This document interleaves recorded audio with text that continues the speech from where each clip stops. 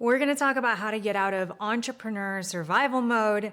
I have been in it. I've been an entrepreneur 25 years, and I think I've been either in survival mode where I was worried about finances, chronically anxious, having a little bit of reactive decision making, and also just unable to plan long term because I was in such an immediate crisis all the time, it felt like. So we're going to talk about it. We're going to talk about how to get out of it. And I'm going to just share very honestly my story of getting out of it. The reason I'm so passionate about this subject is I know that entrepreneur survival mode has affected my life so much. It's kept me from, I should say, I've allowed it to keep me from enjoying my family, my friends, my life, really. And I know growing up, watching my parents go through it through no fault of their own, just years and years and years of survival mode to where it's really hard to enjoy life because we're so worried about our business and so worried about finances. So let's get into it. Let's talk about it today. Some of the signs that you're in survival mode, I mean, you know, if you're watching this, like, you know. But cash flow obsession, constant anxiety about meeting payroll, bills, debt payments, even during periods of relative stability, just kind of waiting for the other shoe to drop, waiting for something else bad to happen because that's been how you felt, or you're in the middle of it right now. You're in the middle of difficulty making payroll, things like that. And then short-term decision making, I have been here. Prioritizing immediate financial fixes, such as undercharging clients. How many of us have given discounts because we're in a cash flow crisis? And then also taking high interest loans. There was a time where I didn't know how I was going to make payroll. I had an issue where I couldn't get capital. I didn't know that there was a mistake with my social security number. It's been fixed now. I was able to buy a building. But anyways, at the time, I needed to make payroll, and I took out this crazy loan to make payroll, and it was awful. Such high interest. It was a crazy, crazy loan. Another one is emotional detachment. So it's a loss of passion for the business, maybe withdrawing from the stakeholders, or even having resentment towards your work. And then there are also burnout symptoms, chronic fatigue, insomnia, irritability, reduced creativity. I've been here so many times, and now everything feels so good, and it's so important to remember these times. And when I was in them, I felt like I was never going to get out. And sometimes I would dream about just having a job. I've been an entrepreneur my whole life. I've never had a job, but I would dream about having a job because it would feel so bad in the moment. Okay, so here's how to shift out of survival mode. For me, I needed to take control of my finances. Once I was able to do that, then I was able to have the space and the creativity to be able to focus on what the market needed and to have fun with my business. And some of the ways that I did that are, first of all, I went through every single transaction in my checking account. And for those of you who have never been through this, you might not understand, but if you know, you know. I was running my business for years and years and years just on a cash basis. If there was enough money in the accounts, then we just keep going. And then when there wasn't, then I would have to do something to make a lot more money, to make payroll or whatever I was trying to do. And I hadn't gone through line item by line item to see what I was being charged for. I hadn't done it. And part of it was because I was always so busy surviving and running my business. And it was easier to make more money than to pay attention to the money that I was spending, if that makes sense. And so I went through line item by line item. The first time I did this, I cut out so much in monthly payments and fees and things that I didn't even know I was paying. And then since then, I've done it many, many times and just cut down. I'll never forget some of the advice that I got during these times, because there have been many times where I've been on top of the world, making a lot of money in my business, and then I would be in the bottom of the world, like it was all crushing me and just struggling to survive. And I'll never forget, some people were like, well, I'm sure you have savings. And it's like, no, I've spent all my money on my business. There is no other money. I do not have savings. And then someone else did a 5-year cash flow projection, which it's like, okay, great. Like they had their MBA or something, but they hadn't been in the real business world. And it's like, okay, great. Forecasting is fun, but how am I going to make payroll on Friday? If you're wondering how I got myself into these financial messes, well, I would have an idea that people needed and wanted, and I felt like the market wasn't providing it. So I would provide it, and then my business idea would work, and I wouldn't even care about the money. I was just so excited about what I was doing. And then when you don't care about the money, guess what happens? You have money problems. And then let's say this idea was going great, and then I would have another idea that would work with the other idea, and I would try it, and I would spend all my money on it, and then maybe that one wouldn't work, or maybe there was a recession. The 2008 recession was a big surprise, or the pandemic, or crazy employees stealing resources. That's happened multiple times. And so things would happen that would just derail everything. And I was always waiting for the other shoe to drop while simultaneously going for these things and getting excited about new ideas. And whenever these things would happen, it would just derail my finances. Either I had a nest egg sometimes, or sometimes I wouldn't. And there were times where instead of letting go of team members like I probably should have, I would cut my own personal expenses down as much as possible. I remember the first time I downsized everything. I moved out of my house into an apartment behind my business. I stopped getting my nails done. I stopped doing so many things personally just to save money. And it gave me a bit of a reprieve. And then I was able to go from there and really grow my business. And there are a lot of coaches nowadays that say, oh, that's a scarcity mentality. Think in abundance instead. And I'm here to tell you, I've done the manifesting stuff. I do think it works, actually. It could just be law of attraction. Who knows? It could just be energetic. Regardless, it's really hard to have an abundance mentality when you're broke, when you think you don't have other options, when you've maxed out your credit cards and you're not making enough money. And then if you are told to have this abundance mentality, I'll never forget going to dinner with some other female entrepreneurs, and I wanted to split the check because I was trying to save money because I was trying to crawl out of a hole. And someone told me I had a scarcity mentality. And I was like, you know what? I think saving money is good. And I think it makes us feel good to save money. And it helps us be able to go from there and grow our money. And now my little money babies have made lots more money babies. And I'm doing well in my businesses. And I'm glad that I did it that way. Because I tried it the other way, where I was just going to have this abundance mentality and spend even though I didn't have money. It doesn't feel good and it doesn't work. Okay? I don't care what the people who tell you that, the people who are like, oh, just spend. It's okay. Spend the money even if you don't have it so that you can live in those high vibrations. They probably have somebody to fall back on.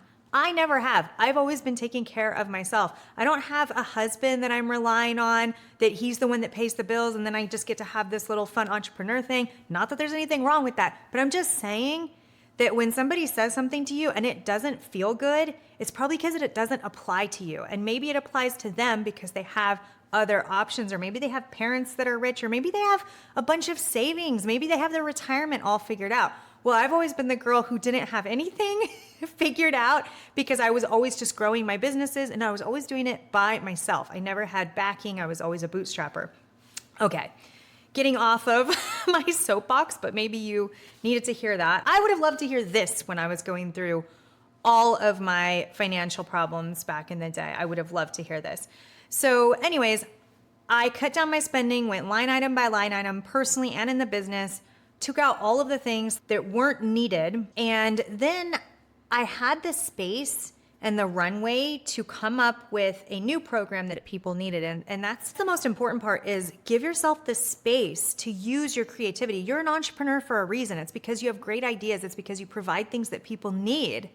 But you need the time and the space to be able to come up with those things instead of just being completely stressed out. A couple other ideas that I like are automated invoicing to reduce delays and streamline payments with your clients, diversifying revenue. I really love not depending on a single revenue stream. I have two businesses, one that I don't work in at all, and then the other one, my Rhino Squad virtual assistant business, which I love working in every day. And the other business, I'm a customer there. So I own it and I'm a customer, but I don't work there. And when we're in this survival mode, we don't think about the simple things like renegotiating terms. And in business, I pay my bills on time because I always knew how important it was to not only keep a good name, but also the people that I'm paying, they need money too. So I've always been really good about that. But I never thought about renegotiating payment schedules. I never thought about that. One thing that's really hard is pricing. And I used to have such a hard time with pricing because you have these coaches that are like, oh, just charge 10 times what you're charging right now and it's fine. And you're like, that's not going to work for me.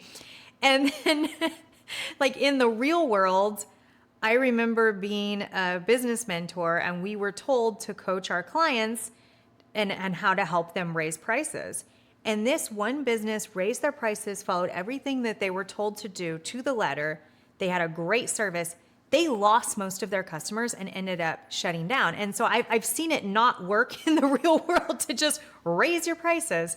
But something that really works is to look up your industry margins and see what's fair, like what's fair and what's sustainable in your industry, and then try to hit that. And one way to hit it is all of your incoming clients to go ahead and raise the prices for incoming clients. And then you don't have to worry about, oh man, this person's been my client for 10 years and they've been loyal and amazing. And now all of a sudden I'm just going to raise their prices. You don't have to worry about that. Something that I wish I would have done is just let go. Like if the industry feels really, really hard to make money and it's hard for everyone to make money, maybe it's time to go and try another business. I mean, I don't mean to say that, but I'm saying it. Like I used to think it was so hard to make a profit, and that is a fixed mindset. And I've done a lot of work on overcoming those limiting beliefs. However, it was really hard to make a profit in the industry I was in when I wanted to do it in a very holistic way. I wanted to make sure that my clients were taken care of, my team members were taken care of, and I was taken care of. And the industry I used to be in was really, really hard to do that in. So now I'm so thankful to be able to do that. But it's like you can be a great entrepreneur and be in the wrong industry. And in the industry I was in, there were other businesses that were super successful, but they were doing things that I didn't like. And I'm not saying that they were immoral, but it's just the way that they would sign up people for contracts, knowing that most of the people aren't going to continue, things like that. I just didn't like that. And I didn't want to do that. And so the way I was doing it was like pushing a boulder uphill. Anyways, take or leave that. I want to share something really vulnerable that I did. I can say now that I will never be in a financial pinch again. But in my entrepreneur journey, I would get into these financial pinches over and over and over. And I remember one time I couldn't figure out what to do. And I was like, you know what? I'm paying $80,000 a year total for administrative support. And that was between multiple locations. And I'm like, okay, if I let go of that support, which was super painful because I've always really cared about my people, and I take that over myself on top of being the CEO, sales, marketing, corporate team building, all the things that I was in charge of, then I'll be okay. Like then I can make payroll. And I did that, and I was working so much. Like I don't know if you've ever been there where you're not sleeping enough and it never stops and you can't possibly work fast enough to get all of the work done. And then I ended up in the hospital because I was overworked and overstressed, and they thought there was something really bad wrong with me, but really I was just overworking myself. And that's actually when I first hired someone overseas to help me. So my current business is Rhino Squad Virtual Assistants, And we find the highest performing virtual assistants in the Philippines, and then we take the best care of them. And then we only accept nice clients. It's this beautiful business model. But that was the first time where I was like, okay, I can't afford to pay US people enough. And it was a brick and mortar business, multiple locations. I just couldn't afford to pay in-person people enough. So I was doing the work myself, and I was like, okay, I'm going to hire overseas. And I was like, wow, I can take amazing care of these people and I get to have a life. And then it was really hard to do. And anything that's hard to do becomes a great business model if you can figure out the system for it. And so we did. And that's how Rhino Squad Virtual Assistants was born. And I'm so thankful for it. And I guess I'm thankful for the pain and the suffering, because it feels good to be able to serve entrepreneurs. Like, all of our pain becomes our new businesses as entrepreneurs. And just to tell on myself a little bit more, the reason that I've always been up and down financially is because I was too excited about my next idea. There's a little bit of hypomania involved here, which can be a superpower. I made a video about that too on my YouTube channel, but it can also make life really, really hard for us. And the way it made life hard for me is when I was in a hypomanic state, I would just be so excited about my newest business idea. And I would just think it was going to be the most incredible thing ever. And I would put all of my resources into it because I just knew it was just going to be this amazing thing. Sometimes it was amazing. And sometimes it went really, really well. Sometimes I lost all of my money and money that I didn't have because I was always so excited about my new ideas that I never wanted to stop and slow down and take the time to really figure out my finances, because, like I said, it felt easier to make more money than it was to pay attention to the money that I was spending. And so now my books are up to date, and now I have money saved, and I am so thankful. And all of this really is mindset, because I remember feeling on top of the world, like I could make any amount of money. I always knew I would be rich one day. But then on the other side of that hypomania, I would just feel like, how am I going to get out of this? This feels impossible. It feels impossible to make something sustainable that I don't have to practically kill myself to keep going. And now looking back, I have so much clarity, and I realize that when we have skills in the marketplace and we have something that people need and we just simply offer it to them, we'll always be okay. So I'm never going to be poor again. And the times where I was poor and really worried about money, it was because of my rash business financial decisions. And I wouldn't change anything about myself. I love that I get excited about things and absolutely go for them. But I guess I'm just an older, wiser version of myself. And I'm glad I made it. Entrepreneurship is so worth it when we make it to the other side. And I realized recently it has never occurred to me to buy another business or to start a franchise. I've always bootstrapped with no money from scratch businesses that I've never seen somebody else do. All my businesses have been like that. And I don't know what's wrong with me that I think that that's the way to do things. So if you're like a franchise owner and you're like, girl, it's pretty easy to make money. I don't know what you're talking about. And I don't know, maybe being a franchise owner isn't easy, but I just know a lot of people who seem to easily make a lot of money, or else maybe they're just portraying that. And then for those who buy a business that's already making money, I used to just look at businesses and just wonder, how do they make money? Like donut shops, like how do they make money? And that's why I love business, is because I'm always learning. I'm going to keep learning. Sometimes I wish I could see the books of all the different little businesses to see what's actually happening here. Are they money laundering? Just kidding. Maybe I shouldn't say those words on the internet. So if you're new, I post some of my videos on LinkedIn, but I have all of my videos on YouTube. I have 3 channels. One is for Rhino Squad Virtual Assistants, which is all about hiring a virtual assistant.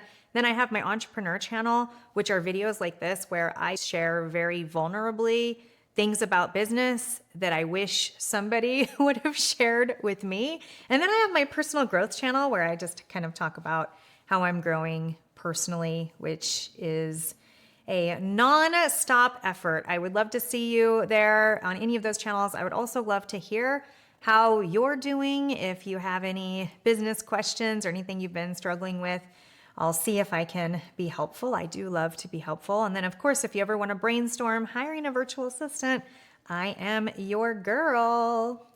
Bye.